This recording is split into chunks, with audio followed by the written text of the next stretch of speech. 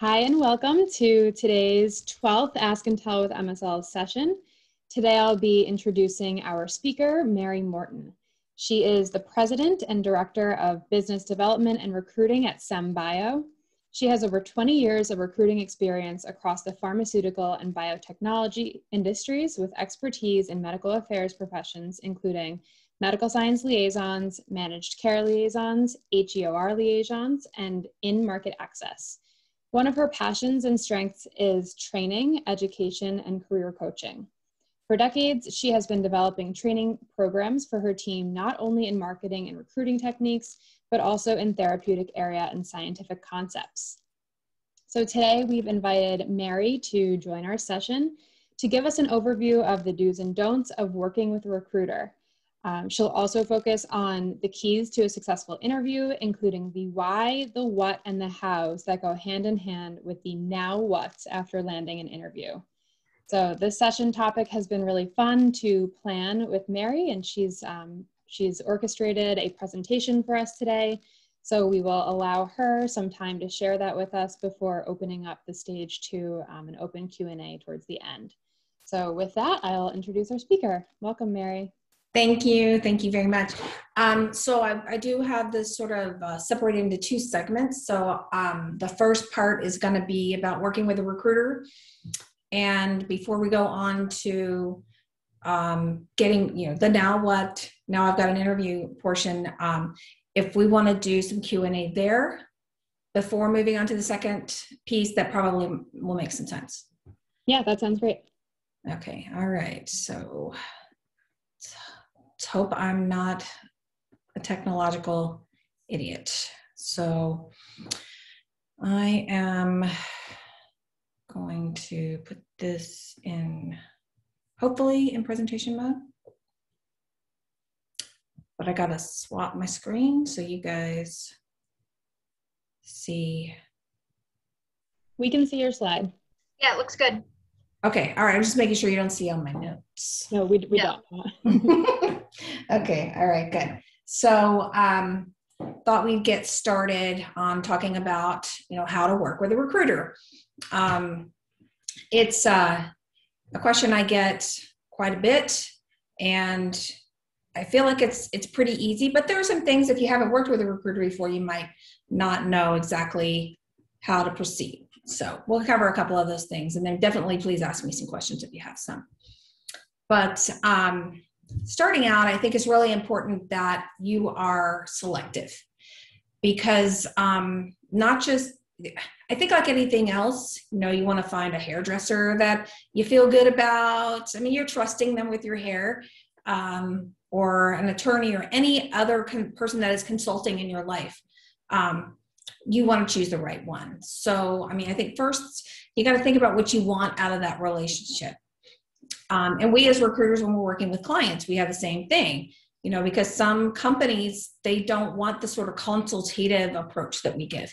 They want us to just sling resumes to them. And those are usually companies we don't work with, because we like to be able to influence the process a little bit. That's, I feel like, how we are better able to help you guys.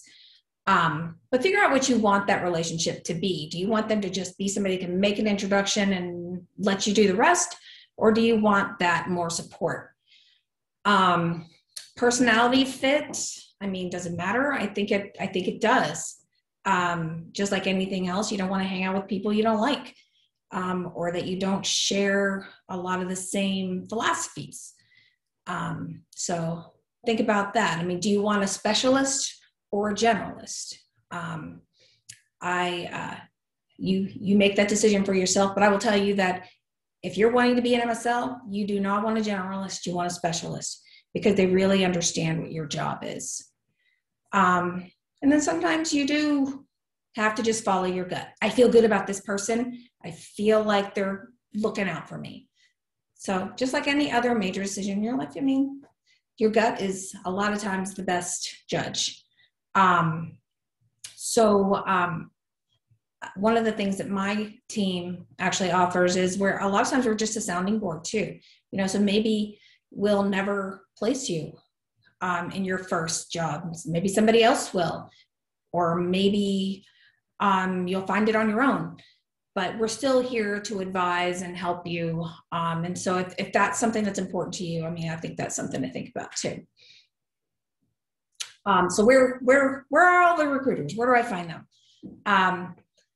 Again, this is just like anything else. I think it's really good to ask somebody who is a trusted advisor. You know, who did you use? Who do you like? Who have you talked to before that you feel comfortable with?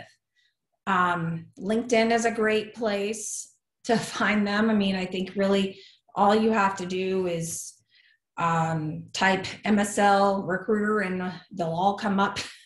I mean, I would say either ask somebody who's been on the hunt before, or maybe if they didn't get their position through a recruiter, they felt like they had a good relationship with somebody. I think also webinars like these are fantastic because even if it's not a recruiter that is doing the presenting, you have all this network of people that you're meeting and talking with them, that they'll be able to make recommendations, or, you know, just watching the comments on LinkedIn or wherever the webinar information is being posted. I realize I went out of order here, but sorry about that. But looking at some of the job postings too, because if they're posted by recruiters, then you'll find another recruiting firm. And then conferences, I've met lots of prospective MSLs at like the MSL Society. Some I placed, some I haven't. Some I connected on the side, and I wasn't actively involved in getting them their job, but I did make the introduction. So those I think are really good uses of time as well. I think it's okay. I mean, I don't want you to ever feel like you can't sort of interview your recruiter, because you have to feel comfortable and you have to feel like they know what they're doing. You know, so just like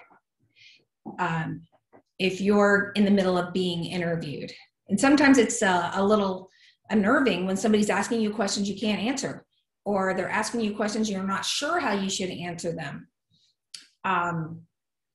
That I think that you need to do that with your recruiters to make sure that you're finding the one that knows their stuff. So that's how I would say to find one. So I got to move you guys to the other side because I can't see my slide. Okay, so I feel like it's really important to mention that when you make an appointment to talk to a recruiter, that you show up. I mean, I don't mean like be there, but I mean, be prepared. You have to really know what you want, and you really need to know why. So have questions prepared for the recruiter. And I know you probably have a ton of things that you're thinking about. There are no dumb questions. I swear to God. And you know, like, I tell people all the time that we're the bartenders and the hairdressers of the world, because you can tell us or ask us anything and you don't have to feel dumb. You know, we do this all the time and we want to help you. We have, I mean, me personally, I've been recruiting for MSLs for 21 years, and I want this profession to perpetuate, because that's my livelihood too. So I want all you guys to get MSL jobs, and, you know, and let's keep this going. But definitely be prepared to, you know, ask anything, and be a little relaxed too when you're talking to your recruiter, so that I mean, it is an interview, so you do want to be ready, but it's not a stressful conversation, because we want to help you just as much as you want us to help you. I think it's also very important to make sure the recruiter has your resume in their hands before that conversation, because I can't really speak for other recruiters, but the recruiters at SEMbio, we go through your resume with a fine-tooth comb, and we look for typos, we look for aesthetic components. We look to make sure that the words that our talent acquisition people or our hiring managers are looking for are on there. So giving us a little bit of time to look it over so that we can prepare what we're going to talk to you about and how we can help you. That's really going to be your best bet.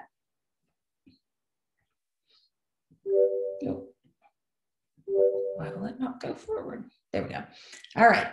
So clearly I have children. So be a sponge. Take notes. Be a happy sponge like SpongeBob. But take lots of notes. And, we're going to give you lots of suggestions. You may not agree with all of them, and that's okay. But if you do get in a situation where you're like, I don't know if I like that advice so much, get a second opinion.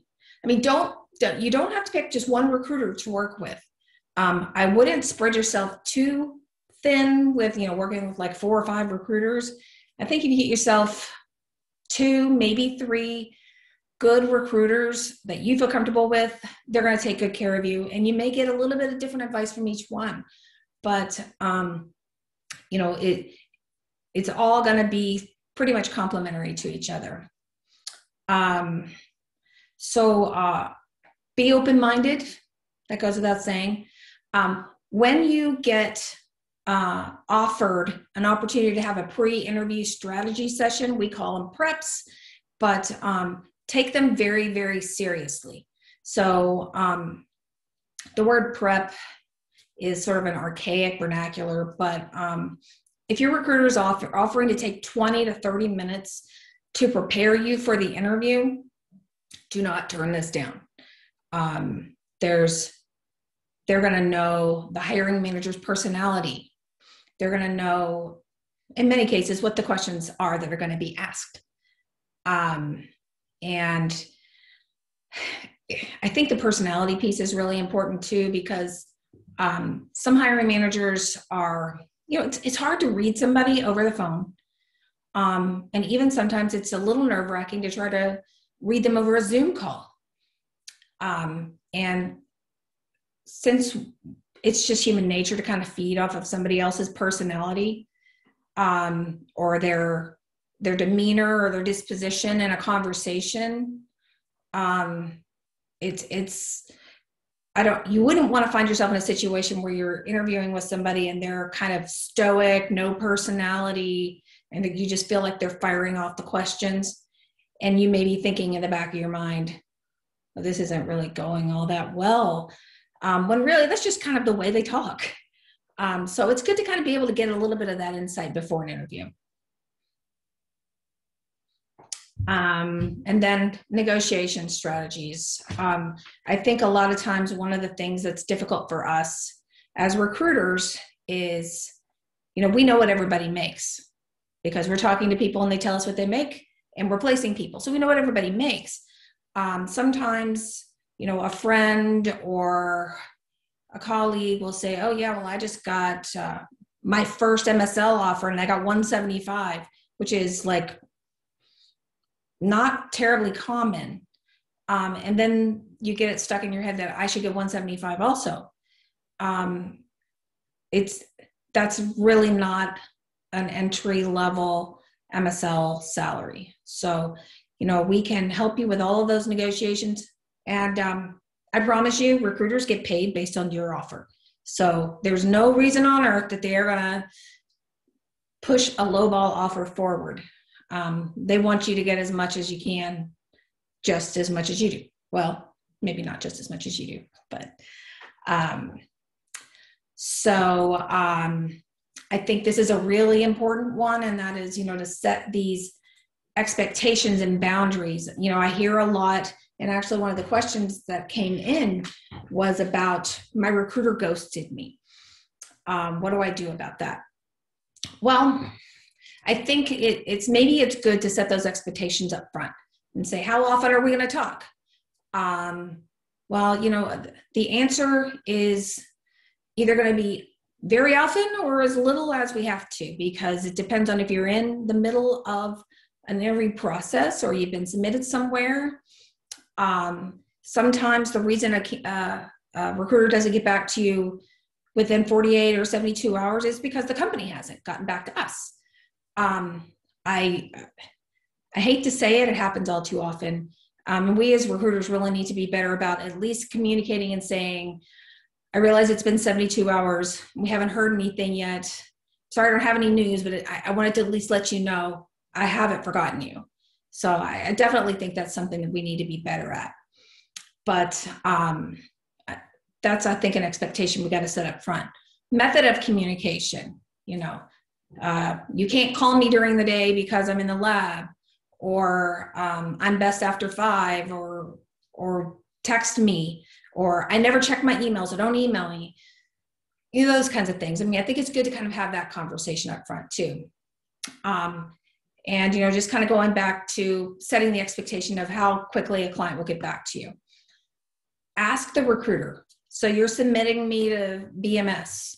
How quickly do they usually turn around and let you know if they want to talk to me? That way you kind of got it in you've got to put the ball in the recruiter's court saying, you need to tell me this. That way you guys have set that expectation when you're going to hear back. This next topic, carte blanche, I always call it carte blanche, but there are some recruiters out there that not just when you're the prospective MSL, but once you become an MSL and you've been an MSL for 10 years, if you're working with them, some of these recruiters think they can put your resume wherever they want to. They don't have to talk to you first, and you'll just be happy to know you're getting an interview. Well, what can happen there is maybe you've already applied there. Maybe one of your other 2 recruiters has submitted you there, or it's a company you don't want to go to work for. You would never go to work for. You've heard horrible things about them, or whatever. It's not a therapeutic area you're interested in. The thing about your resume showing up somewhere multiple times, it really kind of reflects somewhat on the recruiters that, hey, we're not communicating. But that person who's sending your resume without your permission, they're probably fine. It's going to come back to you, and they're going to say, why is this person's resume showing up here 3 times? Are they disorganized? Are they desperate? Are they this or that? And you don't want that. So I think you need to set that boundary with your recruiter that I want you to run every job by me. And I think it goes without saying, but run every job by me and let me give you permission to submit me. I think the other thing too on that is maybe you want to tweak your resume to be more appropriate to that job. We'll talk about that a little bit later too. And then as far as resume review, I think you have to be open-minded that, a good recruiter is going to sit down and say, I think we need to make some tweaks or some changes to best position you. Sometimes I will just fix the resume on the phone with the candidate because I feel like I can sort of do it more quickly. But, I would never change somebody's resume without their permission. But, or they may send it back to you and say, you need to fix this and this, or you need to add some of this, or things like that. But there's probably other things about expectations and boundaries that I haven't thought of, but I think this is probably a pretty good start. Yeah, we have a few questions coming into the chat that are related to resumes and working with recruiters in the early stages, if you have time to answer a couple of those. All right. So don't worry about digging through them. I can read them to you. Okay. Somebody's wondering a couple things. How far in advance of applying should you start to reach out to recruiters? And then maybe I can just give you one more and you can go from there. Okay, so say the question again. How far in advance of applying should you reach out to recruiters? So is it, so I think they're wondering, so say when they're getting ready to start their search? Yes. So say you're aiming to start a job in April, at which point before your desired start date should you start to reach out to recruiters? Oh, okay. All right. I see. Well, in a perfect world, we would find the perfect job and get you through the interview process in a month. That's not realistic. I would say probably 3 months. So like if you're looking to start in April, you should probably get in touch with somebody by the end of January. Okay. Yeah, I think that's a good time frame. And then one other one that was related to a few of the topics you just addressed. What are tips for maintaining a professional yet visually appealing or creatively styled resume? So like you said, recruiters will go through the resume with a fine-tooth comb and kind of pull out the pieces that they think are most useful. Do you have any tips for actually styling the resume or kind of avoiding a resume that looks like all the rest? See, there's pluses and minuses on that. I'm really liking these new resumes that have like the dark blue border at the top and on the side. I mean, they're really pretty and definitely aesthetically appealing. The unfortunate thing is that when you apply online to a company and it goes into their applicant tracking system, it just destroys it. So I think maybe having the pretty one and then having one that's a little more functional for when you're applying online, so maybe you've got one that you can email and then, or take to a physical interview if we ever have that happen again. But so I think you got to think about font. You got to think about font size. You've got to think about how it's laid out. I just had this conversation with somebody right before we started this, and she may or may not be on the call. But we were talking about the length of the CV or the resume. Because I know I don't know if it's college professors or who's telling you guys this, but for MSLs, you do not have to have a 1 or 2 page resume. Because me personally, I'm digging through publications. And because there's sometimes some of that relevant information isn't on page 1 or page 2. So I'm looking through presentations and publications. So you got to make sure you include those. I think a 4 or 5 page resume is fine. And you don't want to go like 8 to 10 when you haven't even been an MSL yet, because that's a lot. But I think 4 or 5 is good. The important thing is that you're not leaving out anything. I have my own personal preferences of like fonts that I like, and I truly think it's my old person eyes. Like I'm not wearing my glasses right now, so I can barely read anything. But I like the more clean fonts, like Arial. Some of these really fancy ones, they look pretty, but they're not very easy to read. As far as layout of a resume, I could seriously talk all day about how to lay out a resume. I actually did a talk at the University of Texas College of Pharmacy on how to lay out a resume. And that whole talk took like 45 minutes. So if anybody wants to talk to me about layout of a resume, just give me a holler, shoot me a message. Yeah, great. I think that's really good advice. There's so much to think about in terms of finding the sweet spot between making it look good, but not making it, as you said, too fancy or kind of too complicated. It should be easy to read, but then still contain all the information that you want to get across. Yeah, it's a puzzle. Definitely. to figure out the magic formula there. Yeah. Thanks. I don't want to interrupt you too much, so. No, it's fine. Go ahead. All right. So the next thing I've included here is sort of a sample spreadsheet that, y'all can put this together probably, I actually have put this together, believe it or not, 52. I can work Excel just a little. But I think you have to have some sort of an organizational system to keep track of where you're getting submitted, to avoid that duplication we were talking about before. And also it's hard to kind of keep track of who's responsible for getting you to that company. You can make your note that I sent myself, or the recruiter's name, and then you can keep track of if you've heard any feedback or what's going on with that. Or And I think it's really important if you can get it.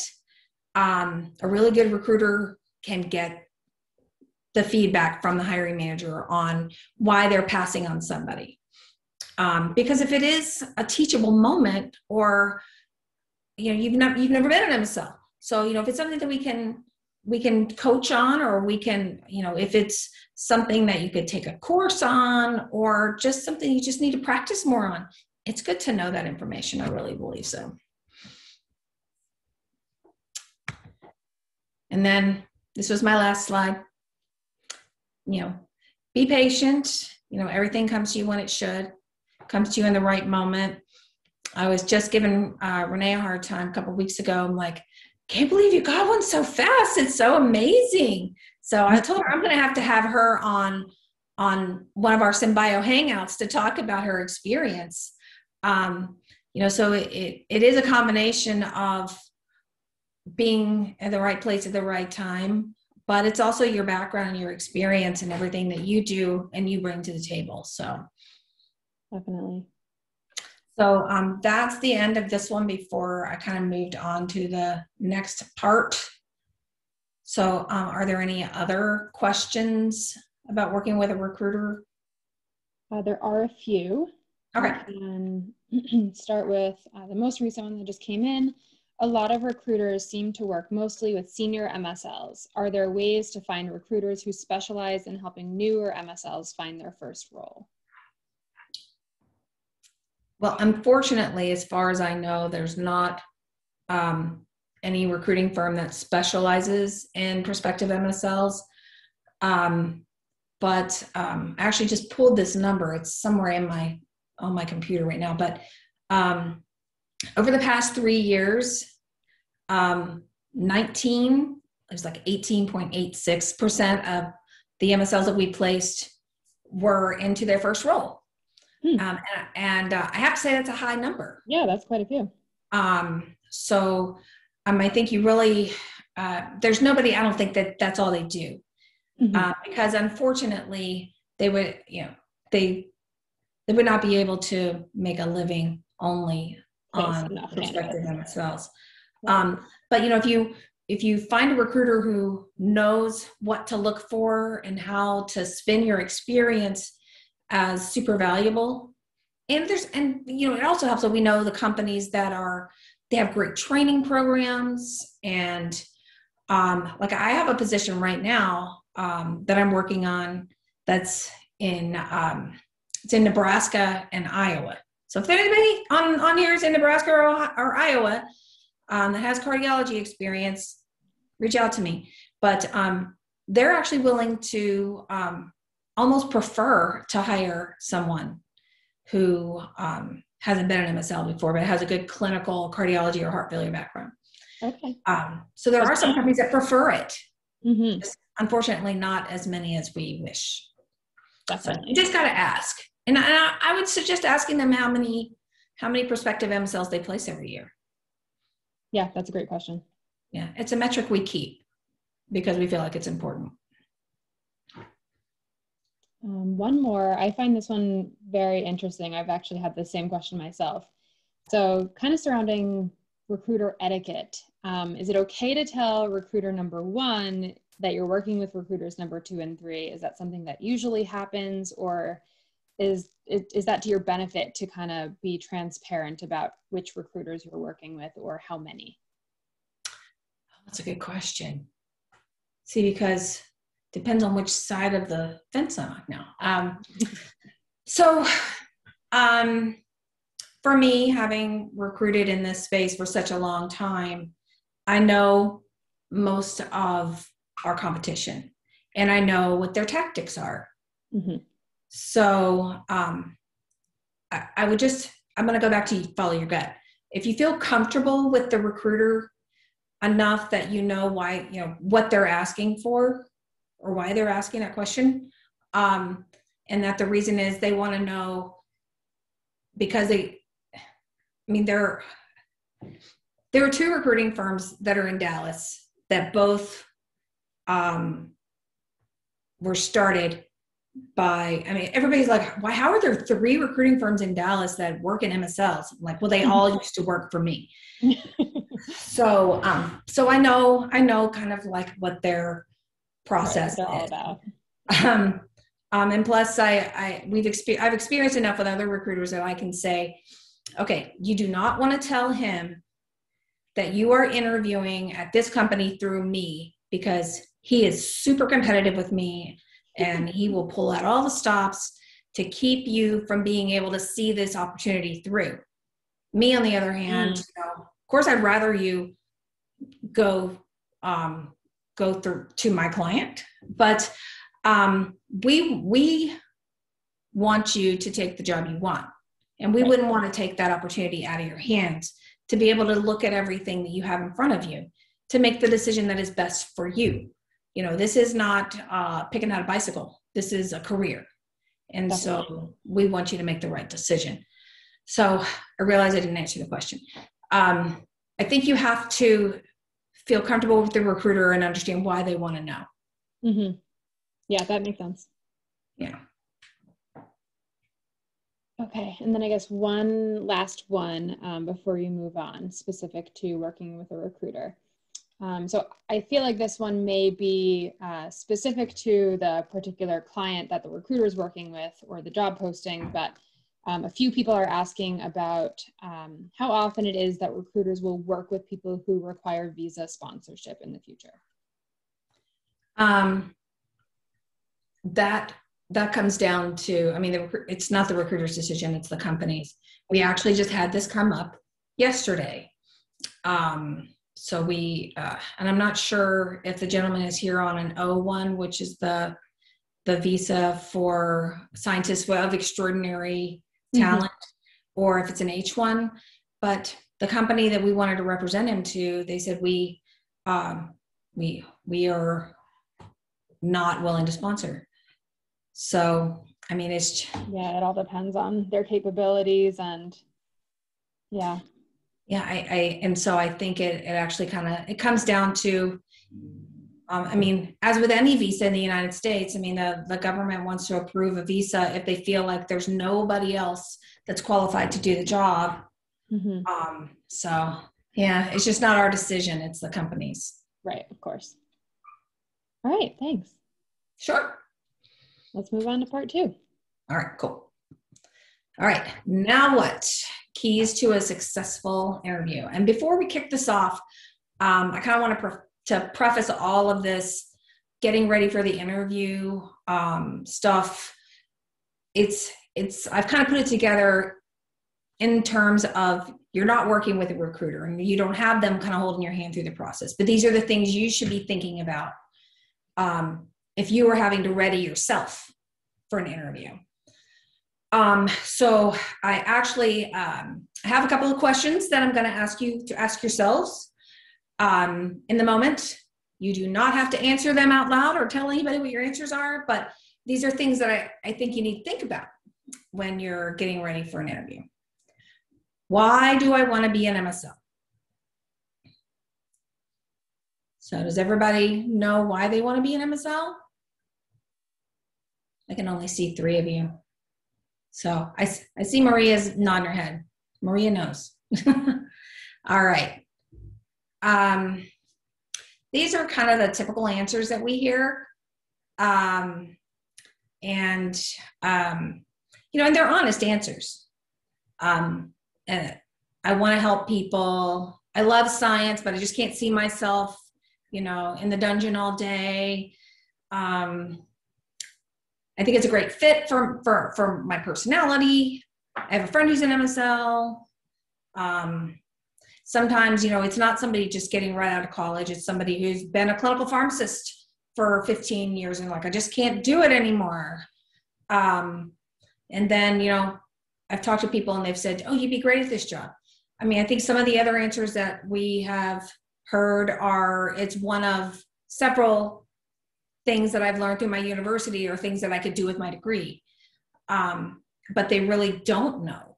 So, these are full on honest answers that people have given. for those of you who did kind of think through your answer and you think it's kind of hokey, I promise you it's not.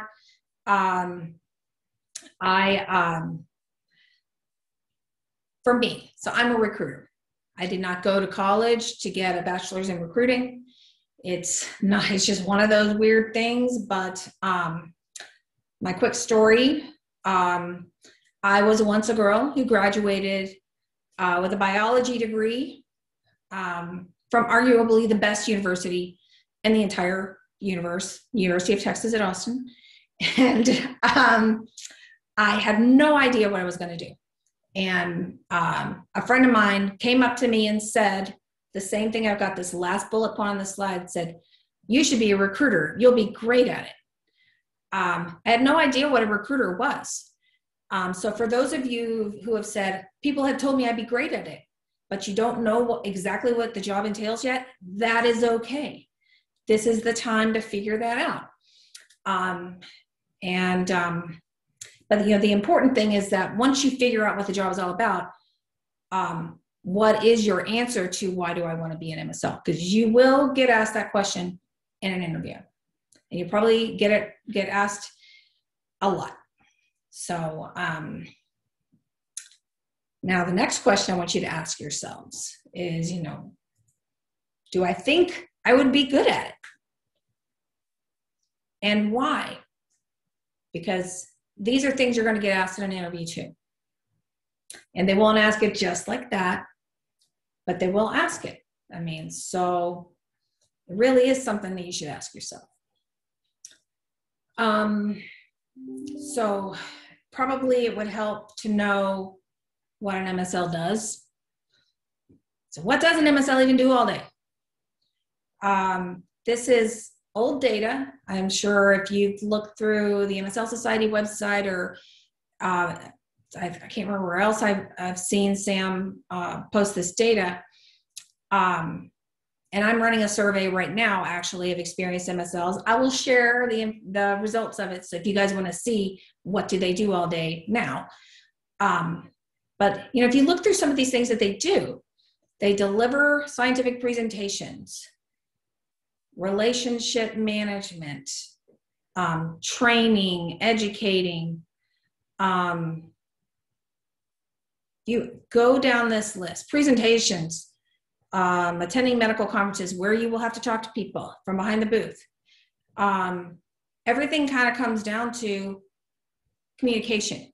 So, I think communication skills, engagement, the way that you can converse with people is an absolute must.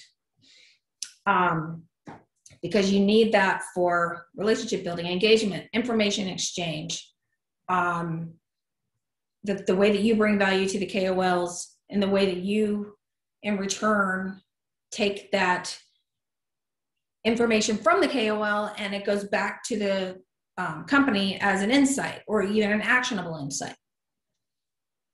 Let me know if I'm going too fast. Okay, so key opinion leaders are the center of the universe of an MSL.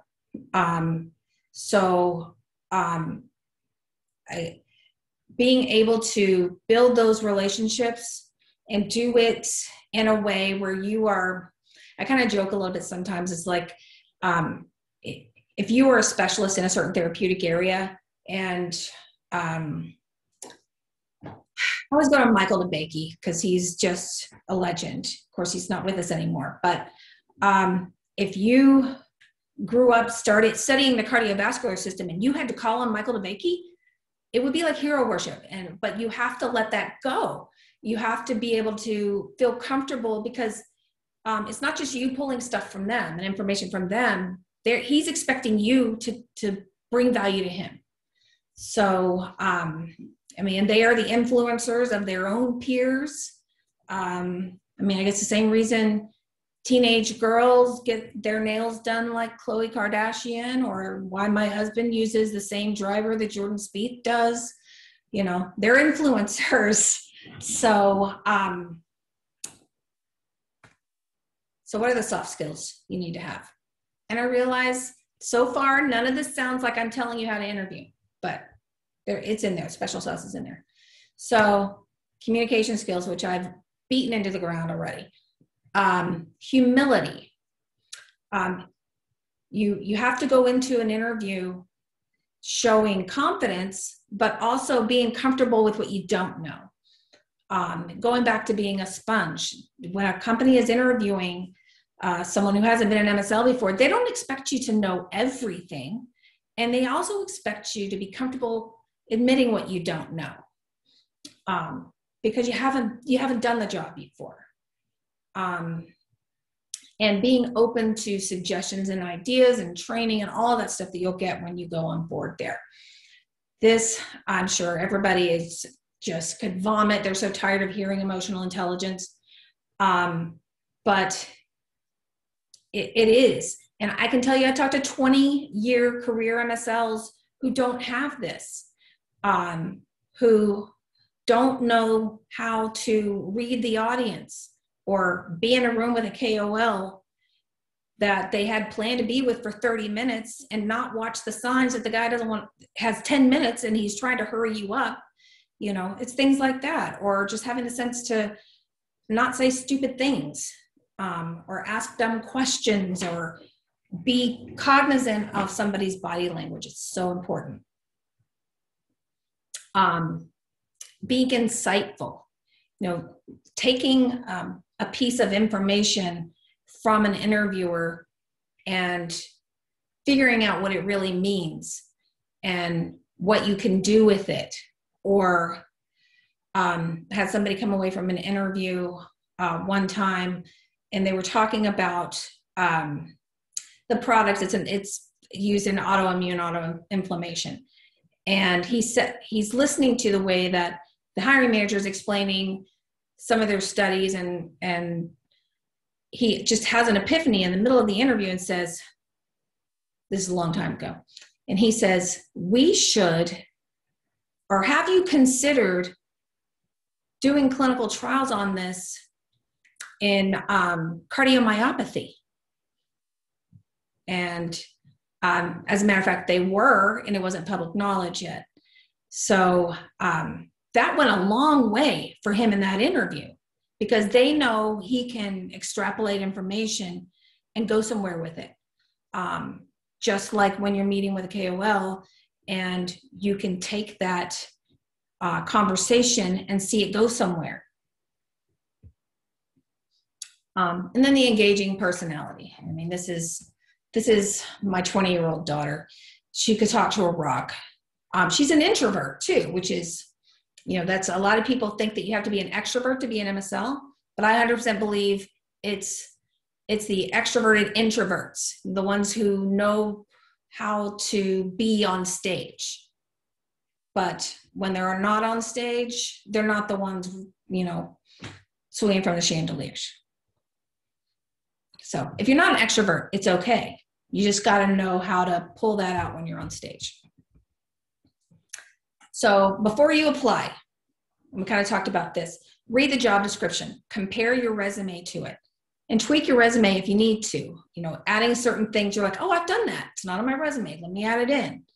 Or thinking about, you know, if they say we're looking for somebody who has a strong publication record. And you're like, oh, I didn't include all of my publications. I just selected 3. They want to see more than 3. So put them all on there. But, you know, I think you're wanting to grab their attention. And then it also gives you a lot of really good talking points during the interview.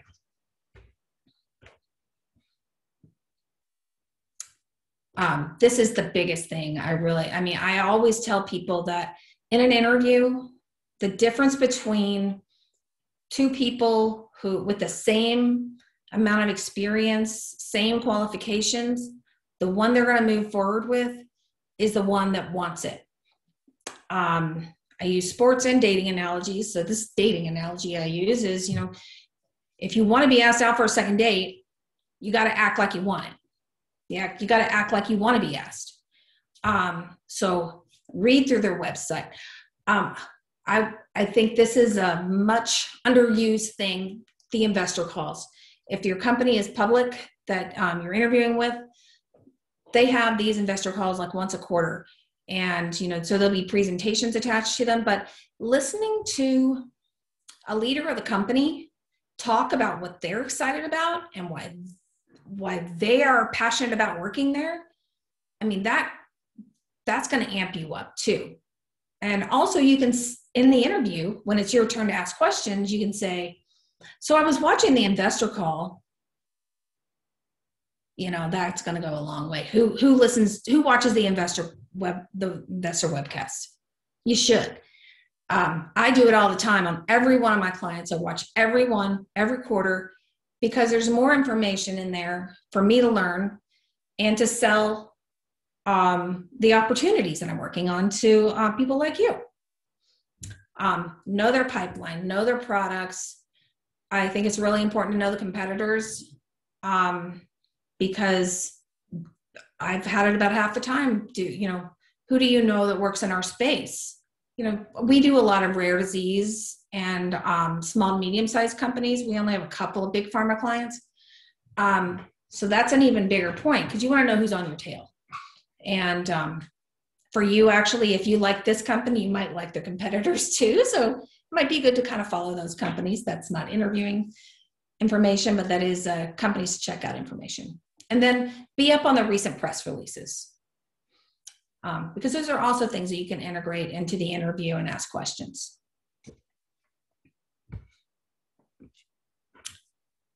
Research the interviewer. It's funny that whenever I've suggested to people to look this person up on LinkedIn, and they're like, well, isn't he going to know I was on his LinkedIn profile? I'm like, well, maybe, but what's that going to hurt? I mean, I think they kind of can expect you to. And if you don't, I think it makes it really look like this isn't something you're really interested in. I think if I had a hiring manager just day before yesterday say, so-and-so was on my LinkedIn page today. What's that all about? Of course, he and I are buddies, so he's just messing with me. And I said, I guess she wants the job. I don't know. And so he just kind of laughed about it. But, he liked it. He thought it was very flattering. But also looking at their LinkedIn profiles, you can see, do you have people in common? So look at your common connections. Did you go to the same college? Were your extracurriculars similar?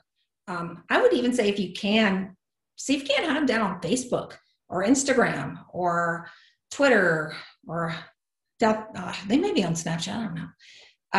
But, kind of see what their personal interests are. If somebody is a downhill skier and you're a downhill skier, find some way to work that into the conversation. Because people connect on those kind of common grounds. And then look at their publications. If you think that would be relevant, Google them. I had somebody recently look up the person she was going to interview with, and saw that he played in a band, and and she actually plays the same musical instrument. It was like a banjo. It was something random. And that came up in the conversation. I mean, she told him, I Googled you and I found this YouTube video of you playing the banjo, and I play the banjo too. So they giggled and laughed about that. You just never know what's going to be useful. But the more you know, the better you'll do. I think you got to prepare for potential questions. So these are just some of the questions. So when we're representing somebody, we send some sample questions to prepare for. And we preface it with, I have no idea if they're going to ask you these exact questions, but it totally gets your thoughts together. The one that I asked you in the very beginning, why do you want to be an MSL? Do you understand what an MSL does? And things that are relevant to their position, like the organ system or the disease state experience. But I'm not going to go through each one of these questions, but I kind of wanted to give you guys an idea of things that you can expect in an interview. By and large, though, in these interviews, they become sort of conversational if it's with a hiring manager, not with human resources, because they know your ability to engage and communicate is more than half of the qualifications.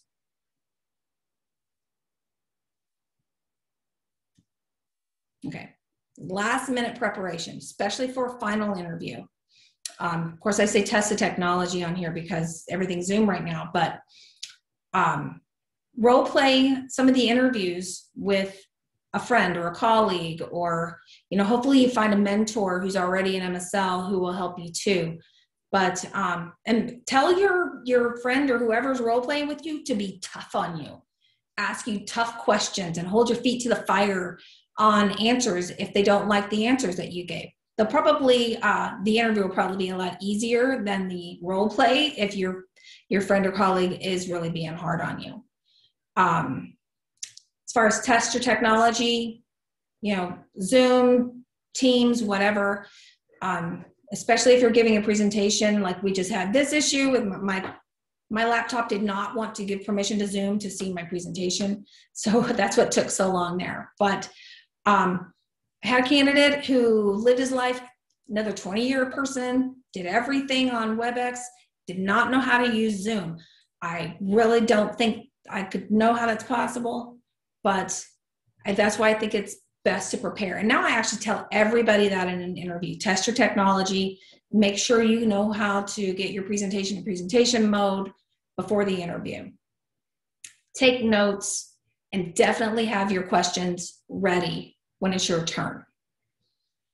I think perhaps the most important thing about getting your potential answers and potential questions ready is if you are writing your answers down to certain questions, write them how you talk, because we don't talk like we write.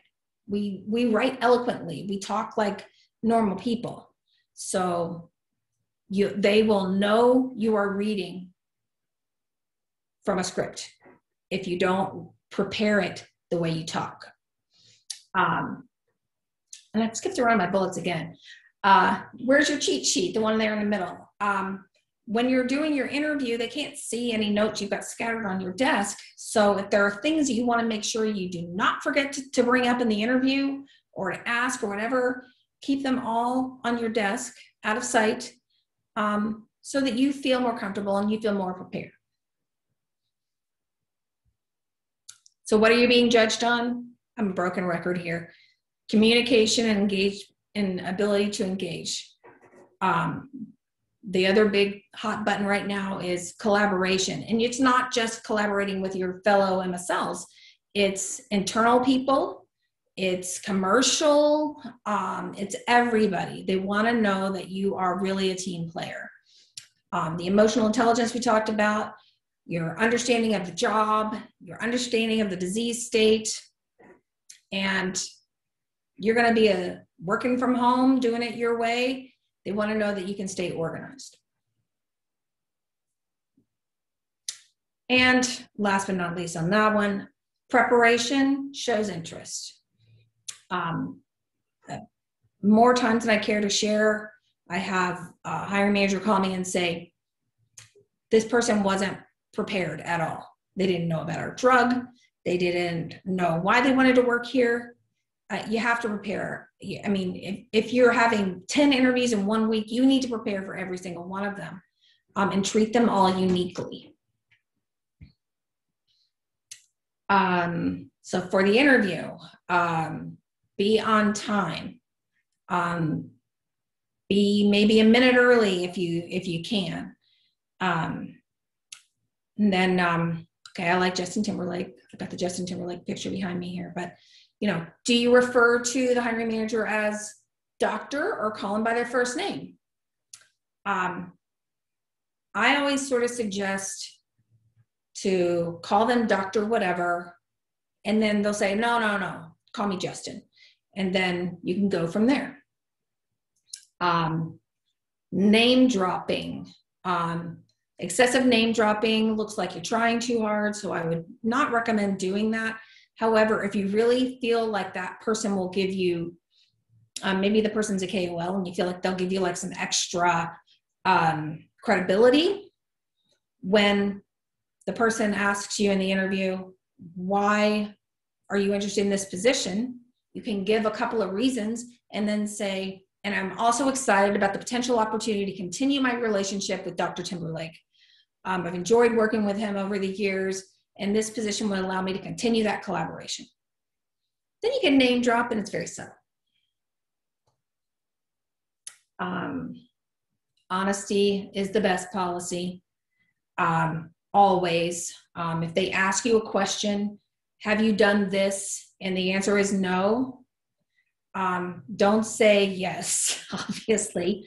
But if it is something that you really wanted to add to your repertoire, I mean, you say, unfortunately, I've just not had the opportunity to get to do whatever that was. And it's something I've been preparing for. I'm really looking forward to the opportunity to do that. But no, unfortunately, I haven't gotten a chance to yet. And then thank you. The end of the phone interview, thank them for their time. You want to send a thank you note. If you don't have somebody's email address, if you're working through a recruiter, they should be able to get that for you. You could either try to guess at the formula of their email address. You can ask the talent acquisition person to forward the email, or, which I think is maybe even a better idea, send the thank you note through LinkedIn and a LinkedIn connection. Because you want to link up to them. Because these are people, the industry is way smaller than you think, and you never know when your paths are going to cross again. But thank you notes within 24 hours. I would say maybe 12, unless that's the middle of the night. Now, I'm sorry, I started looking at the time like, holy crap. So I kind of talked fast through that last part because I didn't want to keep anybody. No, that was awesome. Lots of really great advice. We actually just had a question come in that's related to something you just brought up, sending thank you notes. So I know some people often wonder, should they send a LinkedIn request to the people on the list of those who will be interviewing them before the interview, with like a little note saying, hey, I saw that you will be one of the people on my panel, looking forward to meeting? Or would you recommend waiting until afterwards and then attaching that thank you? That's a good question. I've never thought of that. Sending them a note ahead of time. I don't know what I would recommend. You know, I before or after the interview? I'm sure. I mean, it could be personal preference too. Some people may appreciate if you wait until you've actually met to send a LinkedIn request, but others don't care as much. Yeah, I was just thinking, of course, I always kind of default to the recruiter thing, you know, like if you're working through a recruiter, ask them what they think, because, you know, one company may be, you know, weird about stuff like that, and one company might be very open to stuff like that. Right. But I think barring that, the best bet probably is to do it after the fact. Okay. Yeah, good advice. All right. We had a recent question come in about actually preparing for the interview in terms of the presentation. So do you have any specific advice that you usually provide to candidates about ways that they can best prepare for the presentation component of the interview? First thing I would say is to make sure you have a clear picture and understanding of what they are asking you to prepare. So most of the time our clients are saying, we want something with some clinical data in it. So they usually do not want just a plain old disease state overview. They want to be able to hear how you can communicate data. So first of all, just make sure you know what the parameters are. If they say 20 minutes with a 10 to 15 minute Q&A or whatever, if they say 20-minute presentation, 20 minutes, do not go over. I mean, you could have it stop at 18 minutes, but do not go over. Sometimes that's the test, is to be able to put it in that format, you know, make sure you can finish it up in 20 minutes. I would definitely do test runs with a colleague or a friend, and have them, like I say, tough critique. I mean, have the say, be hard on me, because I want to kick this presentation's butt. I also think it's really important to don't use like a blank, like just a plain old white background. You know, put a little bit of color in it. It doesn't need to be super fancy. And as far as using pictures or graphics, you got to know your audience. I knew I could be silly with you guys, but you know, using cartoons or too many weird graphics. And by graphics, I mean, okay, I'll give you an example because I got lots of them. My husband says I should write a coffee table book about strange things that have happened in interviews. But I had a candidate who was interviewing with a GI company, and gastros are pretty conservative people. He was working at the time at Eli Lilly on Cialis. And this tells you how long ago it's been since Cialis is generic. So he goes into the room to present on ED, erectile dysfunction. And urologists apparently are kind of a wacky group of people. So I did not review his presentation first, and I've reviewed every single one since.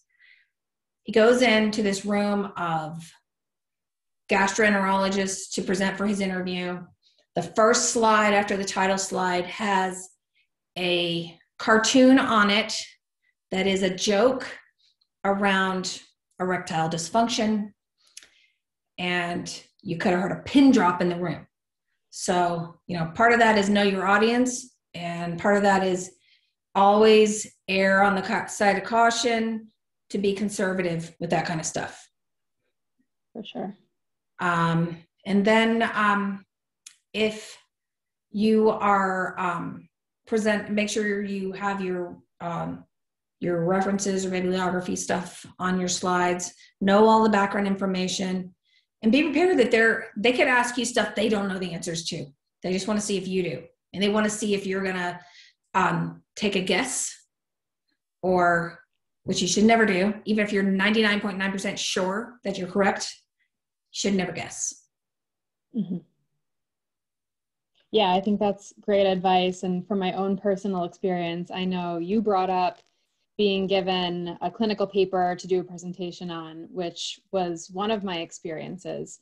My other experience was as open as topic of your choice for 15 to 25 minutes. So pretty broad time window, and also pretty broad topic. But they said, obviously something in science. So I knew I should definitely be presenting data, but then in terms of building the presentation, that was just, I had complete flexibility. So I reached out to other MSLs who had done presentations like that and said, what do you recommend? How much data, you know, how much background, what are they really looking for? And I got a lot of really useful insights in terms of, you know, don't make it too data heavy, but you should present data that's complex enough to show that you know how to talk about the science in a concise way, but then also make sure to add that translatability component, since many of us, or at least I can speak for PhDs, you're so used to talking about science and mechanism of action and getting really detailed, but maybe not taking that big picture sort of approach when framing the information, but that's definitely really important in interviews. So. You make an excellent point there, you know, because they expect pharmacists and clinicians to be able to talk data, and then they expect PhDs to be able to relate to patients on a clinical sense, and they really want you to be everything. So I think a well-rounded presentation that does include data. Yes, thank you for bringing that up. Yeah, of course. I don't think we have any other questions in the chat that haven't been answered, but if anybody has a question and would like to unmute themselves, please feel free. How much does it help to have like kind of a previous project management or sales or any pharmaceutical related experience? Or are they just looking for your communication skills and your science background? Having previous industry experience in another role, I think, is very useful. It's because it obviously demonstrates what the industry is a little bit all about, because that's part of the training. If you haven't been an MSL, they've got to train you on compliance, and they've got to train you on how the whole, discovery to market process works. So I think that's definitely useful. And I've seen a lot of people move from basic science into an MSL role in industry. I mean, I think it's very useful. Yeah, thank you. And like having any previous sales experience, or like, does it help? Previous sales, yeah, I think it does help. I think the question that people get if they are coming from a previous sales background is they want to make sure that the person's comfortable moving from a promote to educator role, because you have to watch the words you use as an MSL. You can't say more, better, less, whatever. You can't say those things as an MSL. So it's just a matter of being comfortable with the different verbiage. And what is the next career step for an MSL? Like, if you are a successful MSL, for example, Renee is here, and then what's the future direction for them? Like, what's the next step? Like senior MSL, but then what is after MSL? Well, I mean, it just depends on like what your strengths are and where you want to go with your career. I mean, some people are career MSLs, and to their benefit, the MSL job has evolved a lot over the years. I mean, from what we see, there's a lot more involvement in clinical research than there used to be. But from MSL, you can go into medical communications, medical strategy. I have one of my clients, they just promoted 4 people into medical director jobs, and they aren't physicians. I mean, they have terminal degrees, but, and medical director on the medical affairs side is not, designing clinical trials. It's driving the pipeline strategy. So there's lots of options, and sometimes there are things that you have to figure out for yourself, where you feel yourself being pulled. And then, of course, managing teams as well. Mm-hmm. And people are saying, like, in post-COVID era, basically there is going to be a boom in the healthcare pharmaceutical market. And I can also see like there is going to be a lot of growth potential for many of the pharma jobs. Do you think MSL going to be is one of them? Oh, yeah. I mean, I definitely do. I think one of the reasons we're seeing so many more MSL positions is because the sales reps aren't able to get in to see the physicians. They don't, so they're looking for maybe something that's more of a hybrid. They want to be seen by not a rep, but for somebody who can actually bring them some value. Yeah. So I'm not saying reps aren't bringing anybody value. I want to make sure that's not what I meant. But, being able to talk about things that are off label, that a rep can't too. Yeah. I was a rep before 10 years, so. You know what I was saying, right? I wasn't trying to insult. They have a lot of sales, like their responsibility is mostly sales. So doctors sometimes when they are busy, they are not very open to business representatives. Yeah. And I've actually talked to a number of people, because we get referred people from sales all the time. I mean, my one of my colleagues, my business partner Lawrence, is on the phone or on the line. I can see his little name there.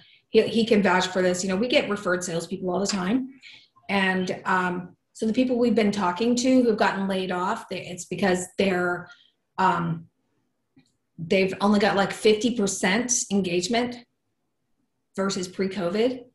So if you're in a position where their rate of engagement is 50%, then a company's going to go, oh, we only need half the team. Yeah. So it's been kind of a volatile role, but we see people move from sales to field medical all the time. Yeah, makes sense. Well, this was awesome, Mary. I want to be respectful of your time. Extremely informative, and you answered so many of the questions that came in ahead of the time too. So yeah, I tried to get them in everybody there. Here, yeah, we just want to thank you, and thanks for your time and your excellent slides. There was a request for slides, so if you are willing to share, I think people would be receptive to that, but totally Absolutely. understandable if not. I'll send them to you if you want to distribute them. I can distribute, sure. Okay. As for, if anybody has any follow-up questions, connect with me on LinkedIn, shoot me a message. I would also just give a little plug to SEMbio. Maybe we have a thing that we do at SEMbio Hangout. Join that group, because the next one that we're doing actually in June is going to be about how women can have it all in the pharmaceutical industry. But the one after that is going to be focused towards prospective MSLs. So hopefully we'll have some value for those folks. Awesome.